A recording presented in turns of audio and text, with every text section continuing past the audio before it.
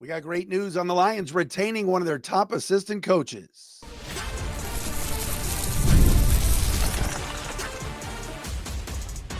You are Locked On Lions, your daily Detroit Lions podcast.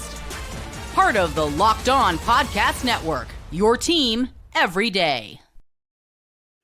Welcome, everybody, to Locked On Lions on the Locked On Podcast Network, your team every day on a Friday, January 24th, into a freaking weekend, Saturday, January 25th.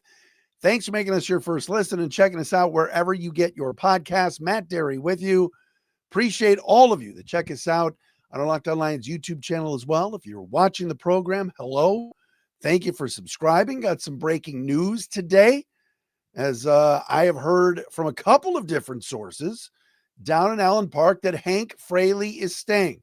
The Lions will be retaining their offensive line coach. I don't have any details of whether he's going to be the OC or not, but he's not going to Chicago to work with Ben Johnson. He had interviewed twice in Seattle with the Seahawks. There were some reports out of Seattle that the Seahawks and their head coach, Mike McDonald, were thinking about co-offensive coordinators with a run game coordinator in Fraley and a pass game coordinator in somebody else. But the good news is that Hank Fraley is staying in Detroit. More on that coming up momentarily here on the pod. Locked On Lions today brought to you by Gametime.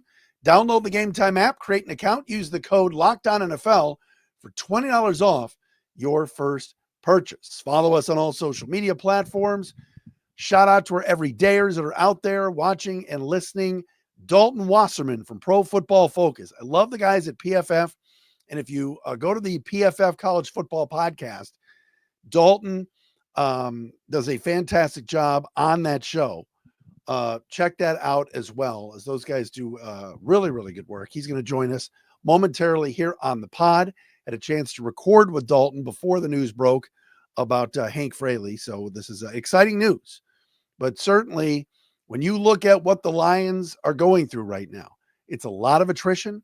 It's a lot of moving parts because they're going to lose people from the front office. They're already losing their offensive and defensive coordinators in Ben Johnson. And of course, Aaron Glenn, and now Terrell Williams is leaving for New England.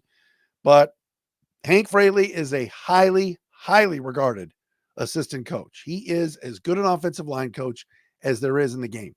He is beloved by his players. He's been here 7 years. Even going back to the Matt Patricia days, and guys like Frank Ragnow, Penei Sewell, all after the Lions lost to the Vikings on locker cleanout day, said, we're not letting Hank leave.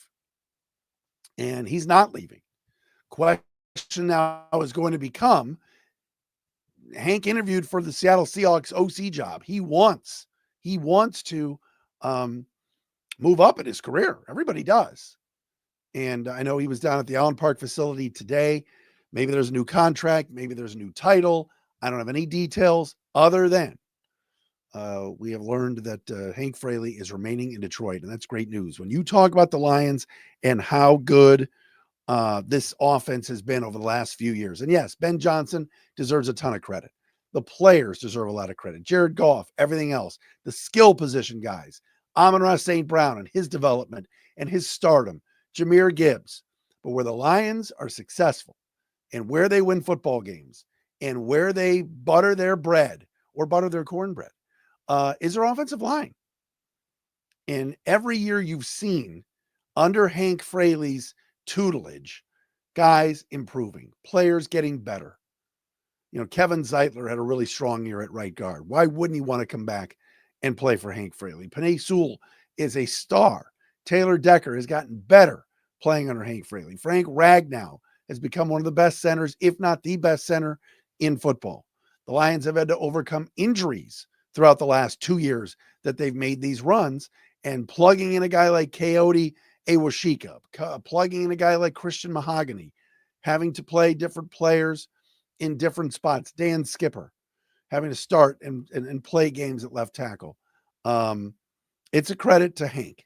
He is a tremendous person, a great dude, beloved in the community, and they're staying. So that's what we know right now. And that is very good news, because with all, with everybody, not everybody bolting, but if you're Aaron Glenn, why wouldn't you want Hank Fraley in New York with you? If you're Ben Johnson, why wouldn't you want Hank Fraley with you in Chicago? it's a testament to Dan Campbell, certainly, that we haven't seen this blitzkrieg of movement yet. Now, that could change over the weekend. That could change Monday.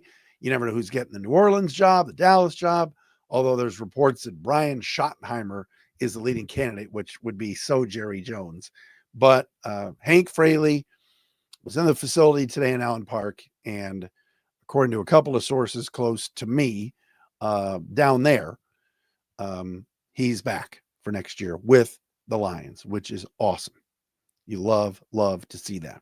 Dalton Wasserman going to join us coming up next from Pro Football Focus. We will dive into lots of different things with Dalton about the season for the Lions, what happened in the Minnesota game, Washington game, get some draft stuff in, get some PFF grades in as well. And Dalton's going to throw a name at you for the Lions to draft that I think some members of our audience are just going to scoff at. But we'll do all of that coming up next right here on Locked On Lions.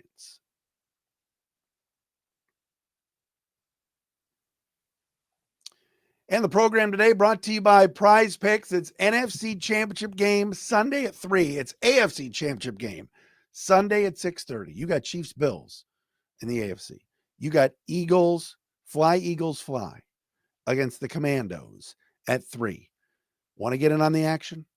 Want to make the most of this final weekend of the NFL season before the Super Bowl? That's where PrizePicks comes in. If you love football and you want a chance to win real money while watching the games, PrizePicks is the place for you. It's the best way to turn your sports opinions into cash with daily fantasy player projections. With PrizePicks, you simply pick more or less on player stats like total passing yards or rushing touchdowns, and for a shot to win up to 1,000 times your money. You can make your picks in less than 60 seconds, and whether you're looking for a flex play to boost your payout or you want to cash out quickly, PrizePicks has got you covered. And with over 10 million members and billions in winnings, it's clear that people are loving this platform. What do you want to do for the weekend? Are you thinking about Jaden Daniels, over under 230, 240 passing yards? You can bet on that. And, all right, for the NFC Championship, Jaden Daniels only needs 1 passing yard for you to win 1 square. Here's a special offer for Locked On Lions listeners. Download the app today. Use the code LOCKEDONNFL to get $50 instantly after you play your first $5 lineup. That's PrizePicks. Run your game.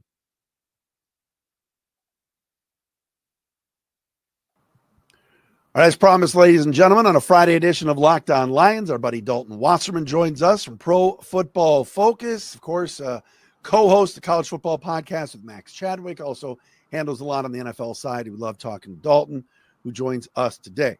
Mr. Wasserman, how are you, bud? Fantastic. Look, we're getting down to the end here with these final 4 teams, and I know it's unfortunate, for you guys that the Lions aren't one of them, and a lot of the injuries had something to do with that, but I think we're about to get a great conference championship weekend and a great Super Bowl matchup. Tell me your thoughts watching last Saturday night, how surprised you were that the Commanders and Jaden Daniels were able to control that football game. It was surprising, I think, especially when you consider a big factor in it was the turnovers from Jared Goff, right? And we'd seen it maybe in one other game this year against Houston earlier in the year, but the big thing was that the Commanders were able to get out ahead, especially by 2 scores and stay out ahead. And that really seems to be the only way to beat this version of this Lions team with such an elite offense. But as far as the defensive struggles, I think it's what we were worried about for weeks on end, really ever since the Aiden Hutchinson injury, is this defense going to cave in at a big spot? And unfortunately it did. Yeah, when you watch that, were you thinking it's just too much to overcome with all the injuries? Amik Robertson goes out first series. They're already without Carlton Davis. Or did you look up and say, man, Washington kind of pushed Detroit around, which is not something you normally see? Yeah, no, it was surprising. And when I really started to get worried was when you had the pick 6 that Goff threw to Quan Martin, because I think that was the goal. When you talk about the last time the Lions, when they lost to Buffalo, it was the same thing. They got down 2 scores early, and the Lions weren't able to sit as comfortably with the run game and the play action, all the things that made their offense great. Jared Goff is still a guy that you want to avoid too many obvious drop-back situations with, right? And I think that's what they get caught up in once they're down 2 scores, even when it's at halftime, and you're down 10, you don't want Goff to be just obviously throwing the ball on every play, and that's just not the ideal scenario for them. So once it got there, I thought they were in trouble. I came into it thinking the Lions were still going to control the game with the run game and win the game, but when you fall behind, things change. Interesting you bring up Goff. Obviously, the fan base is, I'm not saying it's split, but there are some that feel like, wait a minute, we just won't we'll never win a Super Bowl with him. Brad Holmes got on yesterday and said, no, this is our guy. He's ascending.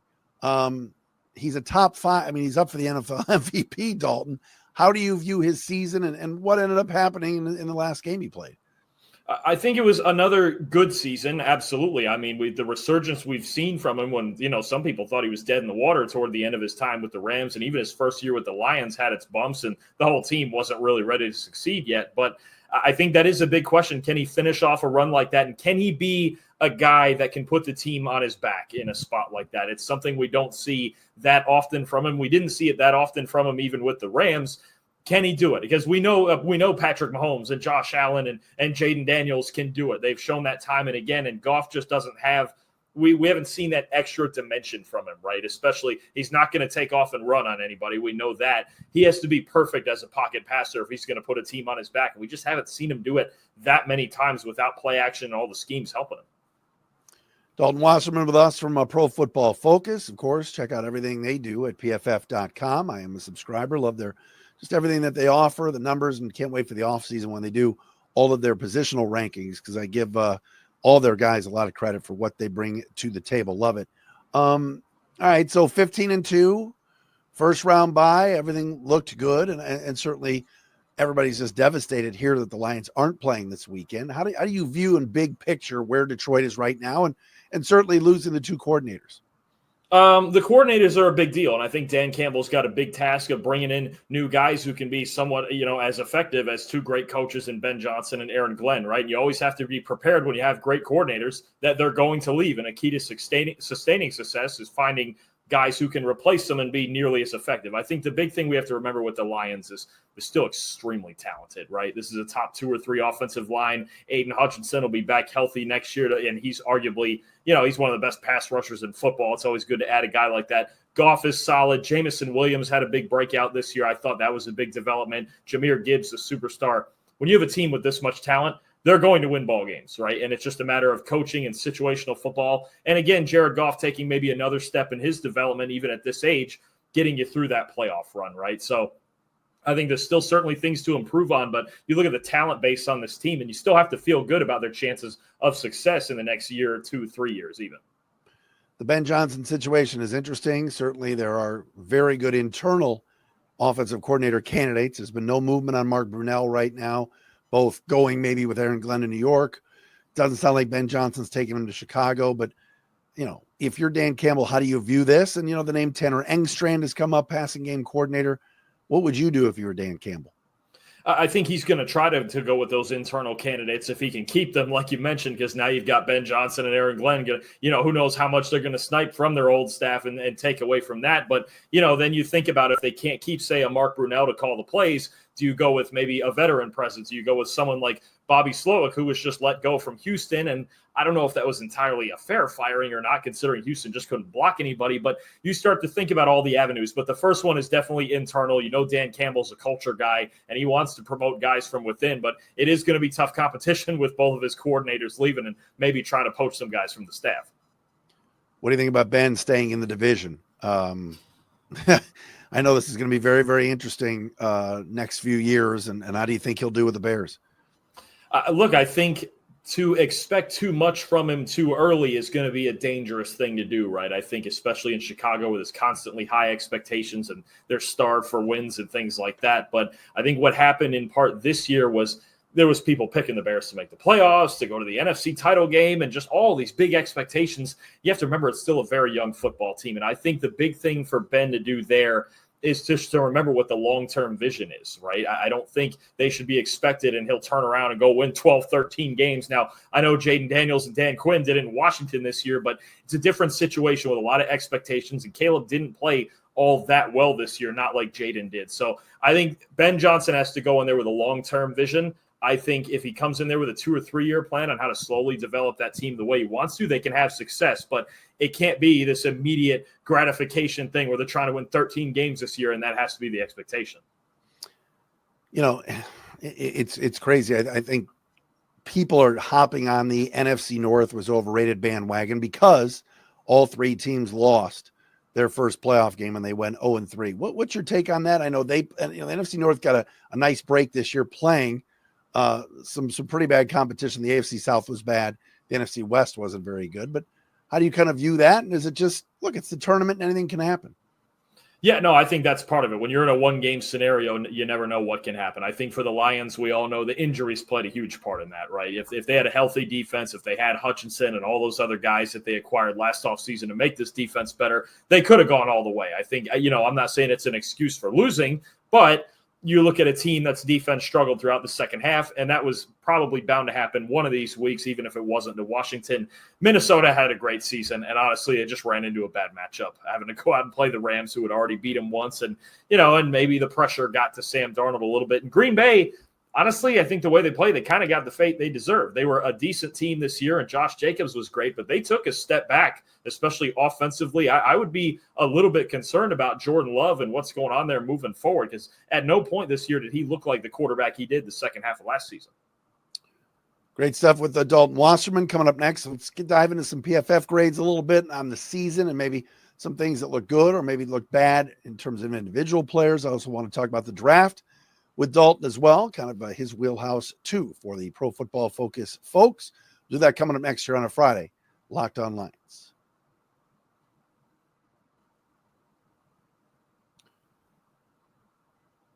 But first, Locked On Lions are brought to you by our friends at Gametime. If you love going to live events like I do, whether it's sports, music, theater, or comedy, and you want to make great memories, including this weekend down in Detroit, if you want to go to Wings Lightning on Saturday night, check out the Pistons who are playing great basketball right now, get your tickets at Gametime. Now Gametime has made it even easier to get tickets for your favorite events with their new feature, Gametime Picks. This feature filters out the fluff to show you only incredible deals and great seats, so you don't have to waste time searching through thousands of tickets. Seriously, go on Gametime all the time. I was looking for tickets for Wings Lightning. I'm going to go down there tomorrow night with my wife, check out a little hockey at the LCA, and it's great. The view from your seat as well is just the best. Plus, the app's all-in pricing shows the total cost up front with no surprise fees at checkout.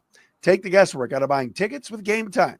Download the Gametime app, create an account, use the code LOCKEDONNFL for $20 off your first purchase.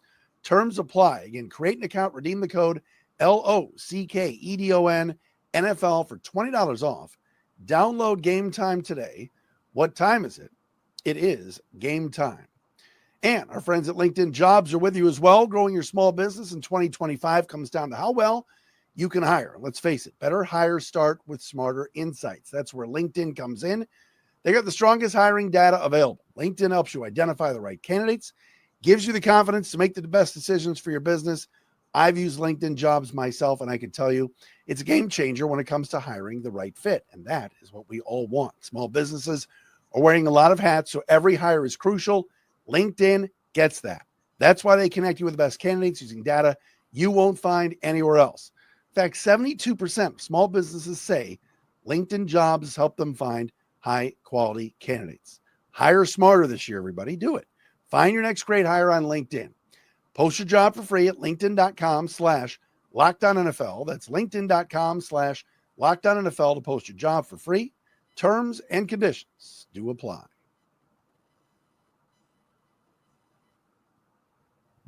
Our buddy Dalton Wasserman with us from Pro Football Focus, PFF.com. Follow Dalton on all social media platforms, PFF_Dalton. What about this weekend's games? Before I get back into the grades and everything for the season, how are you kind of handicapping Sunday? I think I'll start with the Philly-Washington game. It's an odd dynamic where you have the Eagles are the better team. You look at their overall roster. I think it's the best defense in football. Saquon Barkley's having a great year. They got receivers on the outside. But it feels like the Commanders have the better quarterback right now in Jaden Daniels, and that's always the great equalizer. And he's obviously not afraid of anybody, and he's already beaten Philadelphia once. So I do think the big thing for Washington is being able to stop Barkley in the run somewhat. I mean, you just can't let him go for 200 yards on you. If they can do that and force Hurts into obvious dropbacks, then you have something going. And then Bills Chiefs, I mean, at this point, it's becoming, Mahomes and Allen's becoming as classic as Brady and Manning, right? And I think you just have this rivalry with two teams that are so evenly matched, and every little thing and every down to the last 13 seconds of it, right? It's going to come down to, because it always does with these two teams. I think the Bills have every bit the capability of going in there and winning. They beat them in Buffalo earlier this year, and they've got a lot going right. Maybe this is the year of destiny for Josh Allen, but it's a huge task going into Kansas City and beating Mahomes and Reed. Tell me about, you look back now at the season, and obviously with PFF, what I like is you got the grades for the regular season. You include the grades for the playoffs. What stands out in terms of who on the Lions ascended? And maybe let's start on the offense and maybe who struggled. Yeah, I think I'll tell you, actually, I'll start with a veteran guy that I thought had a fantastic season. Kevin Zeitler at one guard spot, 86.8 overall grade. I believe that's the second best of his entire career.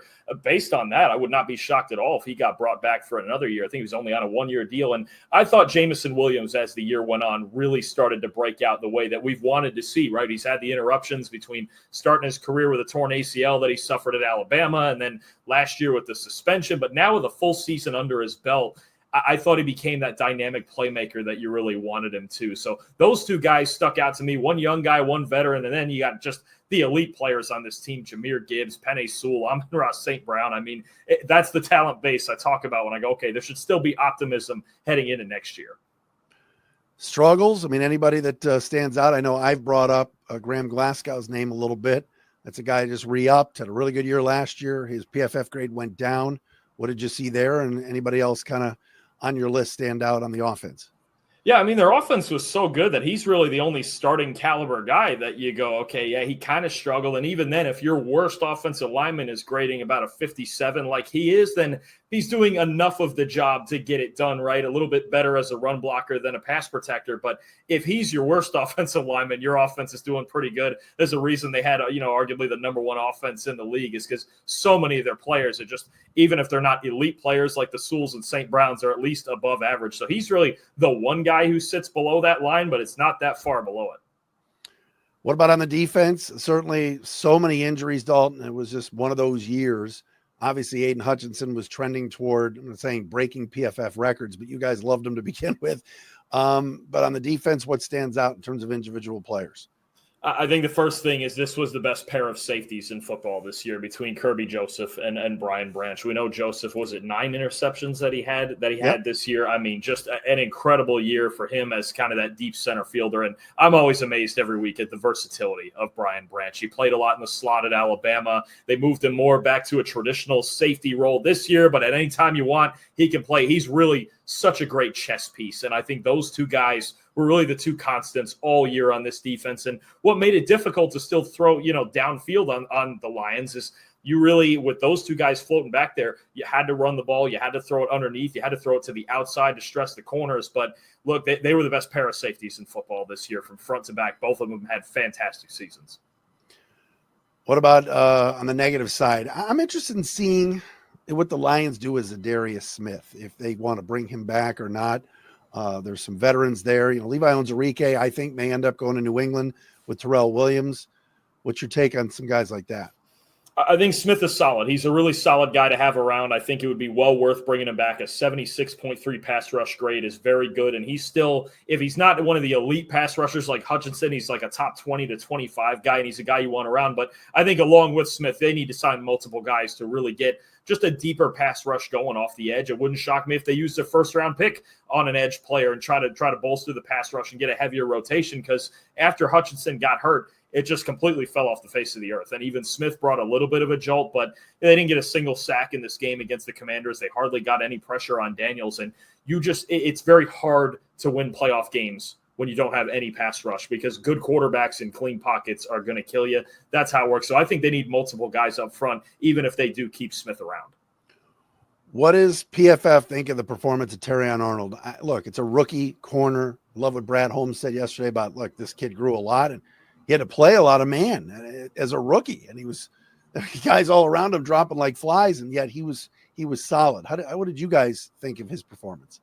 We had a below average grade on him at a 50.8, but I think you're right. He's a young kid who's out there competing really hard. And that's the one thing, that's a big thing that jumped out to me when he was at Alabama. He's a wicked A-plus competitor, and he's going to go out there and battle. So he went through it, and he kept coming back, and he had good moments. I think the end of the regular season, that game against Minnesota was his best game of the year. I believe it was his highest graded game of the year. So he's feisty. He's asked to do a lot. You mentioned Aaron Glenn with the heavy man coverage, and they felt like they had to blitz even more without the front four getting home in the pass rush. So he battled. I do think we got to give him some time. Rookie corners, it's one of the hardest positions to adjust to in the NFL. I like Arnold's ability. I love his effort. It's A+. He just has to, get adjusted to NFL life. Honestly, that's really where it's at for a lot of rookie corners. So it was below average grading, but he definitely battled, and I could see him having a little more of a breakout next season. All right. Well, you mentioned the draft and drafting an edge, all the talk, and we will have Jim Nagy on from the Senior Bowl pretty soon too. And Jim's amazing. People are saying this draft is not, there's a lot of teams don't have a lot of first round grades on players, that it's a weak top of the draft. Do you agree? And what are you seeing?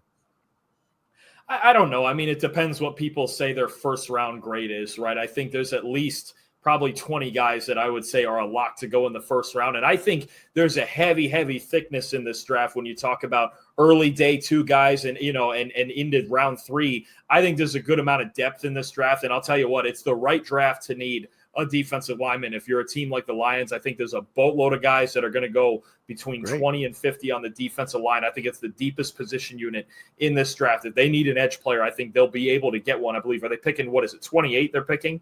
Yes. Mm-hmm. Yeah, there's going to be good players in that range. So I think for the positions that the Lions do need, especially the defensive line, they're going to get a really good player. I think this draft has very, very nice depth, and I think it's going to be a lot of starting caliber players, especially in day 2. I think they're saying that mostly because we don't have the quarterbacks that we did last year, right? We had 6 first-round quarterbacks last year. Very well could only have 2 this year. That's where people base a lot of that. But I think it's a grittier draft when it comes to running backs, defensive linemen, still good players in the secondary, still a decent group of offensive tackles. It's just not as flashy as last year's with all the quarterbacks and receivers. All right, we're not doing mock drafts yet. And one thing I said, Dalton, was it was so nice to be in this town for the last couple of years and not do mock drafts in December or November because we had a good football team. But give me a name. Who do you like that's coming off the edge that maybe could be there late first round for Detroit to take a look at? I'll tell you the name that keeps popping in my head, and I don't know if he'll want to play in the state of Michigan, but I have to like Jack Sawyer from Ohio State. And I just sometimes I watch him though, and I do feel like I'm like, man, that feels like a Dan Campbell kind of guy. And again, they'd have to rectify some differences there, especially if he's going to be on the other side of Aiden Hutchinson and that whole rivalry. But no, I really think he'd be a great fit. I think he's a gritty player. His run defense tape's an absolute clinic. He's he's not the most explosive guy as far as athletically, but he's certainly good enough, and he's got a pass rush plan, and he gives all out effort every single play. I think Dan Campbell would absolutely love Jack Sawyer's style of play. He would have to just deal with moving up north there a little bit. You just made the show. You are trolling and you are entertaining. This is why we have you on. I love that. A lot of fun talking to you, Dalton. Thanks so much, brother. That's good stuff. Appreciate it as always, Matt. Thank you. You got it. There he is, Dalton Wasserman with us from Pro Football Focus. We're back on Monday. Enjoy the games this weekend, everybody. We'll talk to you again Monday right here on Locked On Lions.